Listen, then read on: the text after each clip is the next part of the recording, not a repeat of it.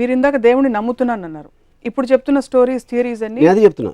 నేను దేవుడిని నమ్ముతున్నాను ఎప్పుడు చెప్పాను, ఒక సృష్టి క్రియేట్ చేసింది ఒక ఆస్పెక్ట్, కానీ ఆ సృష్టికి మనం బతుకున్న దానికి సంబంధం లేదు. అందుకని నేను బాలాజీ గుడికి వెళ్ళి కొబ్బరికాయ కొడితే నాకు వస్తుందని నేను నమ్మను. ఇప్పుడు అర్థమైంది. మీరు బ్రహ్మని నమ్ముతారు కానీ విష్ణువుని శివుడిని నమ్మరు. ఎందుకంటే బ్రహ్మ సృష్టికర్త, ఓకే, బ్రహ్మ అని పేరు పెడితే ఓకే. యా, విష్ణువుని శివుడిని నమ్మరు. అంటే ఒక ప్రిజర్వర్, ఒక డిస్ట్రాయర్ లాంటి ఒక రెండు మైథలాజికల్ క్యారెక్టర్స్. ఇప్పుడు అదే మైథలాజికల్ క్యారెక్టర్స్ అనేది కరెక్ట్ వర్డ్. అది ఎలిమెంట్స్. ఇప్పుడు నాకు స్వామి అయ్యప్ప ఉంది.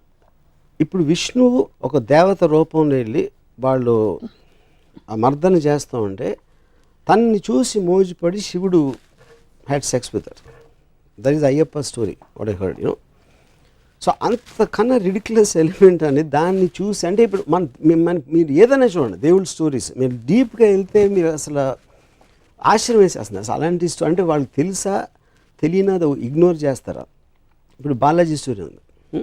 ఓకే, బాలాజీ వచ్చే ముందు ఇంకొక చిన్న ఎగ్జాంపుల్ చెప్తాను. నేను ఒక ట్విట్టర్లో ఒక ట్వీట్ పెట్టాను గణపతి టైంలో. పురాణాల గురించి మనం ఎలాగో మళ్ళీ మాట్లాడతాం. ఐ థింక్ ఇట్స్ ఇన్ దేవుడు కాన్సెప్ట్ వాట్ ఐఎమ్ టాకింగ్. అంటే నేను అనేది దేవుడు అంటే ఏంటి, మనం భగవంతుడిలా కొలిచి పూజలు చేసి తన మొలాన మనకు వచ్చేస్తున్నాయి అనే దాంట్లో వాళ్ళందరి డెఫినేషన్ ఉంటుంది. అవును, బ్రహ్మ అనేది ఒక కాన్సెప్ట్, కానీ బల్క్ ఆఫ్ ద పీపుల్ దేవుడిని పూజిస్తారు, వినాయకుడిని పూజిస్తారు, బాలాజీని పూజిస్తారు, అయ్యప్పని పూజిస్తారు. So I think they are in the same category. Varma గారి అభిప్రాయం దేవుడి గురించి అంటే ఆయన ప్రపంచాన్ని సృష్టించి వదిలేశారు, ఆయన పని అయిపోయినా ఆయన మూలను కూర్చున్నారు, అంతేనా?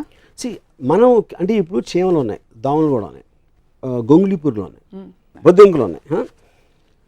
బొద్దింకలు ఎందుకు క్రియేట్ చేశారు? మనకి జలుబిచ్చే వైరస్ని ఎందుకు క్రియేట్ చేశాడు? మనిషిని క్రియేట్ చేసాడు, ఓకే, మనకు బాగానే ఉంటుంది కాబట్టి మనకు బాగానే ఉంది. బట్ అన్నిటినీ కూడా ఆ సృష్టి క్రియేట్ చేసింది. మీరు సినిమా కానీ మనిషిగా నాకు బొద్దింకలు దోమలు ఉండటం నాకు ఇష్టం లేదు.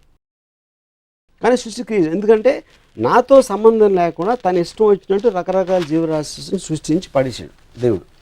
ఓకే, సో అప్పుడు ఆ దేవుడికి నన్ను ఒక్కడనే బాగా చూసుకో, మిగతా అందరినీ పక్కన పెట్టేసి మిగతా జీవరాశులు అందరూ నాకు ఎందుకు అని కొబ్బరిగా కొట్టేస్తే నా పని చూసుకో అనే మనస్తత్వాన్ని దాని గురించి మాట్లాడుతున్నాను. సో ఇది భక్తులతో మీకు ప్రాబ్లం, దేవుడితో కాదైతే మీకు 100% మీకు భక్తులతో ప్రాబ్లం. రెండోది, మీరు జీవరాశులు ఎందుకు జలుబిచ్చే వైరస్ని క్రియేట్ చేస్తారంటే మీరు సినిమా తీస్తారు, కేవలం ఒక పోలీస్ని పెడితే సైకో మీరు సినిమా తీయచ్చు, మీరు సీరియల్ కిల్లర్ మీరు సినిమా తీయచ్చు. పోలీసులకు పని ఇవ్వాలంటే సీరియల్ కిల్లర్స్ ఉండాలి. కరెక్ట్. అలా మీకు పని పెట్టాలంటే, మనకు పని పెట్టాలంటే దేవుడు అన్ని రకాల జీవరాశుల్ని పెట్టి ఒక it's a play of various characters. You are speaking for him. What his intention is I don't know. You are putting words into God's mouth. Yeah. So, but it again still my answer stands for it. Whatever his intention is, he created. ఏది స్పెషల్గా చూడాల్సింది దాని అవసరం దానికి లేదు, at least ఆ ఉద్దేశం లేదని చాలా క్లియర్గా తెలిసిపోతుంది. లేదంటారా? 100%. ఎందుకంటే ఇప్పుడు ఒక సునామీ వస్తుందండి, అది ఏమి విచక్షణ లేకుండా మొత్తం అన్ని రిలీజియన్ ఆడవాళ్ళని పిల్లల్ని అందరినీ చంపకుండా పోయింది. 2006లో 2.5 lakh పీపుల్ చచ్చిపోయారు. ఆ 2.5 lakh పీపుల్ ఒక కామన్ ఎలిమెంట్ ఆఫ్ ఉంటుంది అనేది నేను నమ్మను. దాని తర్వాత may their souls rest at peace అంటారు ఎవరు మనోళ్ళు. ఏది చేసింది యాక్ట్ ఆఫ్ గాడ్ అని లీగల్ డెఫినేషన్ ఉంది. Any kind of a natural calamity is called act of God. That is actual definition legally speaking. Okay, దేవుడు సృష్టించిన దాని మూలం జరిగినది. అది జరిగినప్పుడు మీరు ఒక మీ మేనేజర్ తప్పు చేస్తాడు, లేకపోతే మీ గవర్నమెంట్ తప్పు చేస్తుంది, లేకపోతే మీ ఇంట్లో ఎవరో తప్పు చేస్తే మీరు ఇమ్మీడియట్గా కోపం వస్తుంది. దానివల్ల ఒక హామ్ క్రియేట్ అయినప్పుడు అంత పెద్ద హామ్ క్రియేట్ చేసిన దేవుడిని మాత్రం మీరు బ్లేమ్ చేయరు. ఎందుకు? భయం. ఎందుకంటే మీకు ఆఫీస్లో మేనేజర్ మారితే ఇంకోటి వస్తాడు, గవర్నమెంట్ మారితే ఇంకో గవర్నమెంట్ రావచ్చు, కానీ దేవుడు మారితే ఇంకెవడో రాలేడు. కాబట్టి ఆ ఒక్క హోప్ ఉండాలి. కాబట్టి భయంతో దేవుడిని మాత్రం ఎప్పుడు బ్లేమ్ చేయరు. సో మళ్ళీ నేను చెప్పేది ఏంటంటే, దేవుడు అనేది క్రియేటర్, మీరు బ్రహ్మ అనండి, దేవుడు అనండి, ఏదన్నానండి, that is not to be debatable. Because ఏదో ఒకటి క్రియేట్ చేసి ఉండాలి. వాట్ ఎవర్ దానికి షేప్ ఉందా, ఫామ్ ఉందా, whatever the scientific origin అనేది all of them are coming under one definition. నమ్మే వాళ్ళ గురించి మాట్లాడుతాను. So that is what I'm saying. I don't believe in the devotees aspect. వాళ్ళకి ఏం అర్థం అవుతుంది దాని గురించి. సో భక్తులు దేవుడితో పెట్టుకునే ఈక్వేషన్ మీద మీకు చిరాకేస్తుంది. చిరాక్ is not the right word. I find it funny. మీరు ఎలాంటి ఈక్వేషన్ పెట్టుకుంటారు దేవుడితో? ఎప్పుడైనా అసలు తలుచుకుంటారు? అబ్సల్యూట్గా. బికాజ్ ఐ స్ట్రాంగ్లీ నేను బిలీవ్ చేస్తాను దేవుడి స్కీమ్లో నేను లేను. కాదు, క్వశ్చన్ అది కాదు. Is too big. అంటే ఇది ఎలా ఉంటుందంటే, అది ఇప్పుడు ఇక్కడ చీమలు తిరుగుతూ ఉంటాయండి. ఆ చీమలు మ్యాక్సిమం నేను నడిచేటప్పుడు నాకు కనిపించకపోతే తొక్కి వెళ్ళిపోతాను, లేకపోతే చీపుతో ఊడ్చేస్తాను. దానికన్నా నాకు చీమలకి ఏం కనెక్షన్ లేదు. చీమ గురించి నేను ఆలోచిస్తున్నాను అనుకుంటే ఎంత మూర్ఖత్వమో, ఏ మనిషి కూడా దేవుడు నా గురించి ఆలోచన అంతే మూర్ఖత్వం. You feel God doesn't think about you. No. But I asked you, do you think about God? No, I don't think about God for the same reason. Because I am not in the scheme of things of God. నన్ను హామ్ చేసే శక్తి దేనికున్నా అది నాకు God. నాకు for example నేను ఒక ఆఫీస్లో పనిచేస్తాను. నా మేనేజర్ నా జీతం పెంచేంత ఇది ఉంటే నా మేనేజర్ నాకు దేవుడు. రేపు పొద్దున్న ఎవరో నన్ను హామ్ చేస్తే whoever is more powerful than me, they are gods. In that particular situation. In that particular situation, context లో. మరి పర్లేదు, దేవుడు మీకు చాలా యాక్చువల్లీ గొప్ప ఫిలాసఫీ. ఎందుకంటే దేవుడు మనిషి రూపంలో వచ్చి అనేక విధాలు హెల్ప్ చేస్తాడని కూడా అంటారు. సో రేపు గబుక్కుమని మీరు ఎక్కడైనా వరదల్లో చిక్కుకుపోతే మీకు ఎవరైనా బోట్ పంపిస్తే బోట్ నడిపేవాడు దేవుడు మీకు. మరి అలా చేసినోడు చాలా మంది ముంచి చంపేస్తాడు. దాని సంగతి ఏంటి? అది వాళ్ళు చూసుకుంటారు కదా. చూసుకుంటూ క్వశ్చన్ కాదు. ఇప్పుడు ఆ బిలీఫ్ తోటే మమ్మల్ని చేస్తాడన్న బిలీఫ్ తోటే అందరూ చేస్తారు. నేను అలాంటి దాంట్లో నేను టైం వేస్ట్ చేయను. నా కెపాసిటీలో నేను చేయగలిగితే చేస్తాను, కానీ ఎవడో వచ్చి ఏదో చేస్తాడు అనేది నేను నమ్మను. అది నేను చెప్పేది. చాలామంది చాలా బలమైన వారి అనుభవాలని పబ్లిక్గా చాలాసార్లు చెప్పారు, పుస్తకాలు రాశారు. దట్ నాకు దేవుడు కనిపించాడు, నేను ఇలా కోరుకుంటే ఇలా అయింది నాకు, లేకపోతే నేను ఇలాగా 7 వారాలు ఉపవాసం ఉన్న తర్వాత దేవుడు నాకు ఇలా మార్పు వచ్చింది. వాటన్నిటిని ఎలా ఎక్స్ప్లెయిన్? ఇప్పుడు మా కజిన్ ఒకడు నాకు చెప్పాడు, రామ అంతకుముందు నేను నమ్మేవాడిని కాదు, ఒకరోజు నేను సముద్రంలో ఈత కొడుతూ ఉంటే ఆల్మోస్ట్ చచ్చిపోయాడిని, లోపల కరెంట్ లాక్కి వెళ్ళిపోతుంది, మళ్ళీ సడన్గా ఏదో మిరేకిల్ జరిగి నేను బయటకు వచ్చేసాను, అప్పటి నుంచి భక్తుని అయిపోయాను అన్నాడు. అప్పుడు నేను ఆడితే ఏమన్నానంటే, అప్పుడు వాళ్ళ నోటి దగ్గర కూడి చెడగొట్టినందుకు చేపలని నాస్తికులు అయిపోవచ్చా అన్న. ఎందుకంటే నువ్వు చచ్చిపోయింటే ఆ చేపలు నేను తినేసి, చేపలు కూడా జీవులే, అవి కూడా భగవంతుడే సృష్టించాడు. అలాంటప్పుడు నువ్వు నోటి దగ్గర కూడి తీసేసినట్టే కదా దేవుడు నేను బతికేచ్చి. సో నీకు పార్షియాలిటీ చూపించి వాళ్ళకి అన్యాయం చేసినందుకు ఆ చేపలని నాస్తికులు అయితే కరెక్టా అన్న. సో పాయింట్ అనేది, ఏది జరిగినా someone will benefit, someone won't benefit. మీరు తిరుపతికి వెళ్ళి నాకు ₹1,00,000 డబ్బులు కావాలి మీరు చేసేని కొబ్బరికాయ కొడితే ఆ ₹1,00,000 ఎవరు జేబు నుంచి వస్తాయి, పుట్టిరావు, అది మళ్ళీ క్రియేట్ చేయరు ఎవరు.